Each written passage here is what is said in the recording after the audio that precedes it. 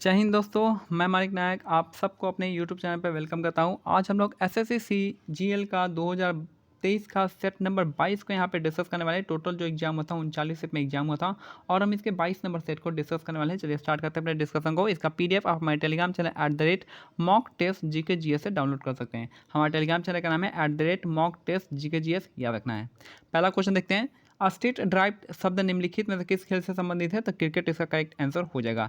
State drive जो शब्द है किससे संबंधित है? क्रिकेट इसका करेक्ट आंसर हो जाएगा। Straight from the heart, straight from the heart जो है आपका पुस्तक लिखा गया किसके द्वारा? ये आपका कपिल देव के द्वारा लिखा गया है। उसी तरह से century is not run of Sourav Ganguly का हो जाएगा। 281 एंड बियॉन्ड आपका किसका हो जाएगा? वीवीएस लक्ष्मण का।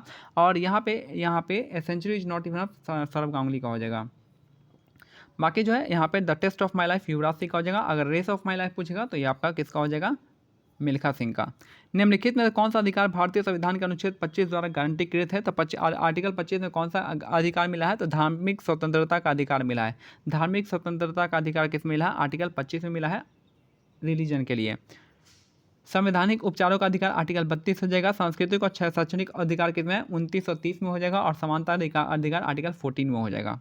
नेक्स्ट है सिख बंदी छोड़ दिवस मनाते हैं जो किसी हिंदू त्यौहार का साथ मेल खाता है? तो दिवाली हो जाएगा। सिख जो है बंदी छोड़ दिवस मनाते हैं जो हिंदू त्यौहार किस हिंदू त्यौहार के साथ मेल खाता है? तो दिवाली के साथ मेल खाता है। याद रखना, दिवाली को थारू जनजाति जो है थारू जनजाति शोक के रूप में मनाती है। थारू जनजाति रहती कहाँ पे? तो ये रहती है आपके उत्तर प्रदेश, बिहार और उत्तराखंड में। नेक्स्ट है सोमिटी निम्नलिखित में से किस स्पर्धा से संबंधित है? सोमाइटी जो है टोक्यो पैरालंपिक का थीम था। तो सोमाइटी जो था तो टोक्यो पैरालंपिक का थीम जो था आपका कौन सा हो जाएगा? टोक्यो पैरालंपिक का हो जाएगा सोमाइटी।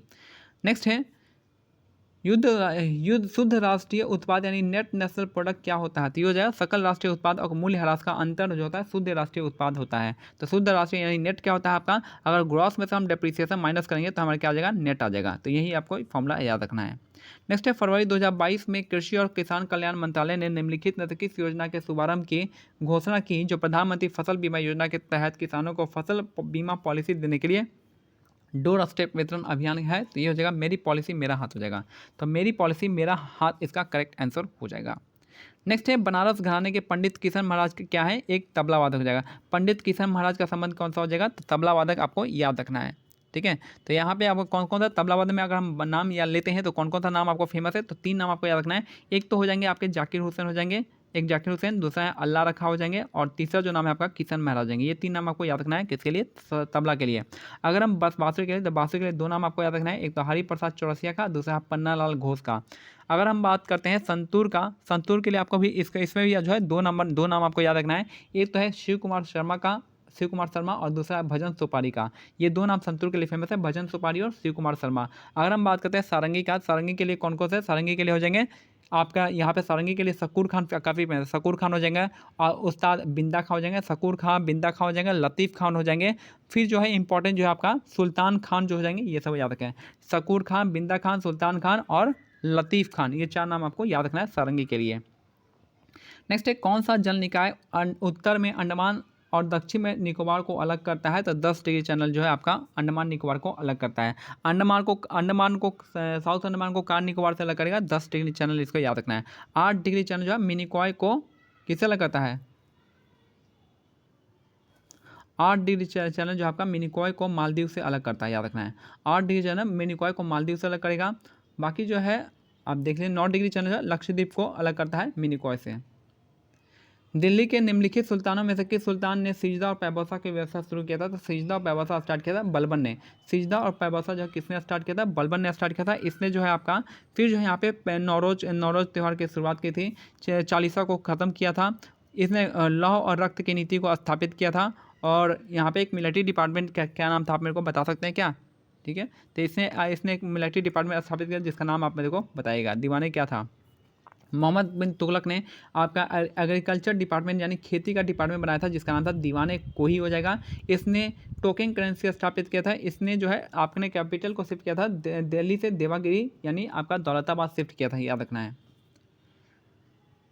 नेक्स्ट है नेपाल के किस निम्नलिखित में किस शहर में नेपाल के भारतीय नागरिक संघ यानी Indian citizen association of Nepal की शाखा नहीं है? तो ललितपुर में नहीं है।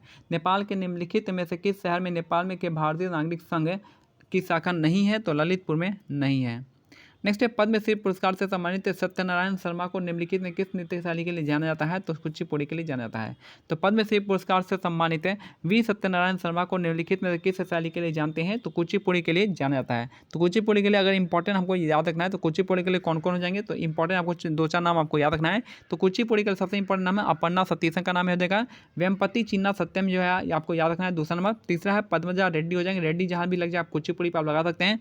और उसके बाद जो इसके साथ साथ जो है आपको कुचिपुड़ी मल्लिका साराभाई आप कुचिपुड़ी भी लगा सकते हैं। मल्लिका साराभाई का संबंध आपका भारतनाट्यम में भी आता है और कुचिपुड़ी भी इनका संबंध है। सोनल मानसिंह भाई आपका कुचिपुड़ी और ओडिसी दोनों से आता है, लेकिन मेन जो है सोनल मानसिंह का ओडिसी नृत्य में आता है।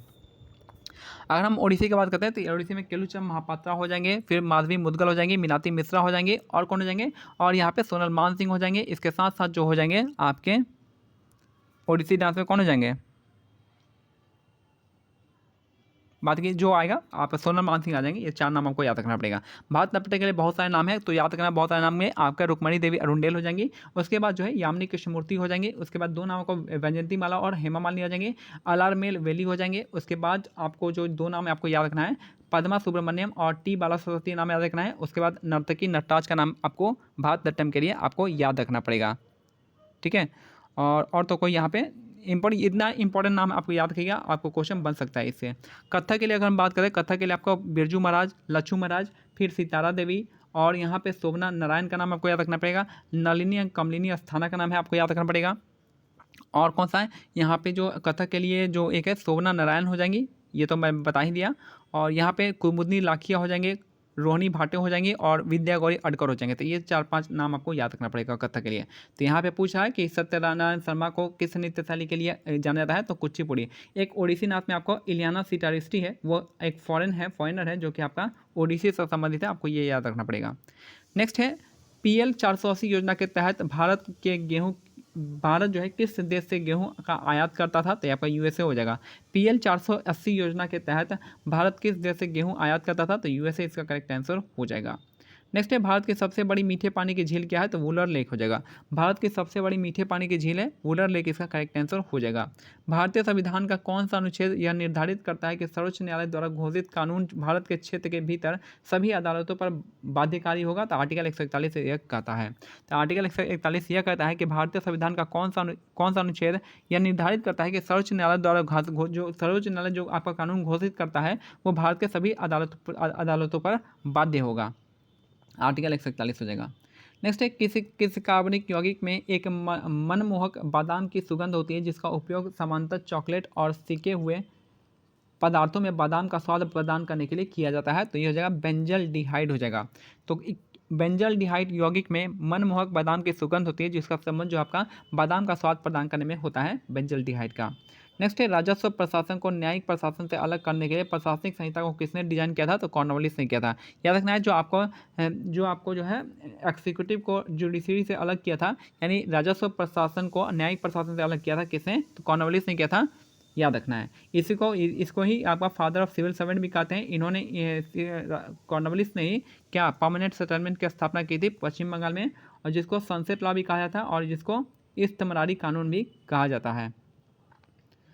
नेक्स्ट है निम्नलिखित में से किस राज्य में 2022 का विधानसभा चुनाव नहीं हुआ था, तो हरियाणा में नहीं हुआ था, बाकी उत्तर प्रदेश, पंजाब, गोवा में हुआ था। तो निम्नलिखित में किस राज्य में 2022 में विधानसभा चुनाव नहीं हुए थे, तो हरियाणा में नहीं हुआ था, उत्तर प्रदेश, पंजाब, गोवा में हुआ था।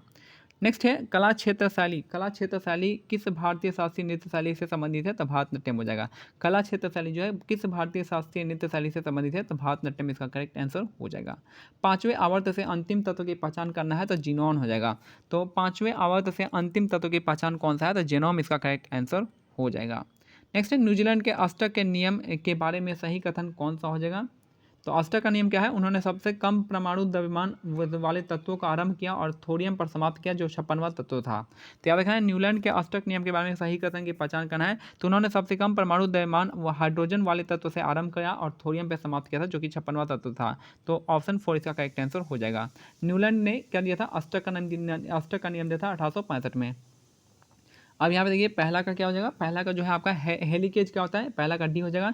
हेलिकेज होगा डीएनए की डबल हेलिक्स को खोलता है। हेलिकेज क्या करता है, डीएनए की डबल हेलिक्स को खोलता है, याद रखना है। दूसरा का सी हो जाएगा, दूसरा का सी कौन सा है, आरएनए क्या होता है, आरएनए जो हो जाएगा आरएनए प्राइमर संश्लेषण करता है, आरएनए प्राइमर संश्लेषण होता है आरएनए के द्वारा। दूसरा क्या हो जाएगा, तीसरा जो हो जाएगा आपका, तीसरा का बी हो जाएगा, यानी डीएनए पॉलीमरेज, डीएनए पॉलीमरेज क्या हो जाएगा, तो ये हो जाएगा आपका न्यूक्लियोटाइड पॉलीमराइजेशन करेगा। और डीएनए लीगेज क्या करेगा, 4 का ये हो जाएगा, नए डीएनए खंड के 3 सिरे के पिछले वाले 5 सिरे से जोड़ता है। तो याद रखना सिंपल सा है, तो हेलिकेज यहाँ पे छोड़िए, प्राइमेज का संबंध है प्राइमर से और पॉलीमरेज का संबंध है पॉलीमराइजेशन से। तो आप इन दोनों से आप यहाँ से आंसर निकाल सकते थे। नेक्स्ट है, निम्नलिखित में से किस मौर्य शासक ने कलिंग पर विजय प्राप्त की थी, तो अशोक ने। कलिंग पर विजय किसने प्राप्त किया था, अशोक ने प्राप्त किया था, याद रखना है। अशोक का जो नाम था, इन्होंने कौन सा नाम अपनाया था, तो अशोक को प्रियदर्शी के नाम से जाना था, देवनम प्रियदर्शी के नाम से जाना जाता है। और इसने जो है धर्म स्थापना किया था और कलिंग युद्ध के बाद इन्होंने युद्ध को त्याग दिया था और धर्म नीति पे चले थे। इन्होंने बौद्ध धर्म को अपनाया था। बौद्ध धर्म के प्रचार प्रसार के लिए इन्होंने अपने बेटे राहुल और संघमित्रा को कहाँ भेजा था, श्रीलंका में भेजा था, और भी बहुत सारे नेपाल में भेजा था। और साथ में इन्होंने जो है तीसरी बौद्ध संगीति भी स्थापित की थी, कहाँ पे, पाटलिपुत्र में। कौन अध्यक्षता किया था, मोगलीपुत्र तीसरा ने अध्यक्षता किया था। और यहाँ पे और बस इतना ही अशोक के टाइम में हुआ था। ठीक है, अशोक का नाम जो है कौन से शिलालेख में मिलता है, तो अशोक का जब नाम मिलता है किस शिलालेख में मिलता है, तो गुर्जरा और गुर्जरा अभिलेख में मिलता है। ठीक है, और भाब्रू स्टेप में इन्होंने अपने आप को मगध का साम्राज्य बताया था। भाब्रू अभिलेख में अशोक ने अपने आप को मगध का साम्राज्य बताया था, बाकी गुर्जरा अभिलेख में इन्होंने अपना नाम अशोक बताया था। भारत में जायद के मौसम में निम्न में से कौन सी फसल उगाई जाती है, तो खीरा। जायद फसल में से कौन सा खीरा है, याद रखना है। जायद फसल में से कौन सा हो जाएगा, खीरा हो जाएगा। नेक्स्ट है, जलियांवाला बाग हत्याकांड कब और किस स्थान पर हुआ था, तो अमृतसर 13 अप्रैल 1919 को हुआ था। जलियांवाला बाग हत्याकांड 13 अप्रैल 1919 को हुआ था, किस वजह से हुआ था,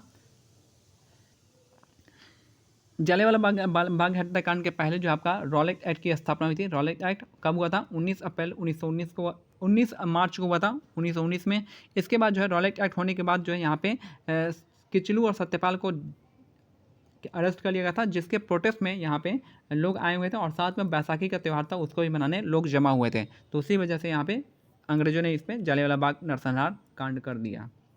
नेक्स्ट है 30 जनवरी, लास्ट क्वेश्चन है हमारा। 30 जनवरी 2023 को भारत की अध्यक्षता में हो रही G20 के पहले अंतर्राष्ट्रीय वित्तीय संरचना कार्य समूह की 2 दिवसीय बैठक का उद्घाटन केंद्रीय एवं कृषि कल्याण मंत्री नरेंद्र सिंह तोमर और खाद्य प्रसंस्करण उद्योग मंत्री पशुपति कुमार पारस ने कहाँ पे किया, चंडीगढ़ में किया है। तो याद रखना, G20 30 जनवरी 2023 को भारत की अध्यक्षता में हो रहे G20 के पहले अंतर्राष्ट्रीय वित्तीय संरचना कार्य समूह के 2 दिवसीय बैठक का उद्घाटन जो आपका कहाँ पे हुआ है, चंडीगढ़ में हुआ है, याद रखना है। ये मेरा आज का सेट कंप्लीट होता है। मिलते हैं अगले सेट में, तब तक लिए क्या करना है, टेलीग्राम चैनल का लिंक जो डिस्क्रिप्शन में दिया गया, आप उसको ज्वाइन कर सकते हैं। जय हिंद, जय भारत, धन्यवाद।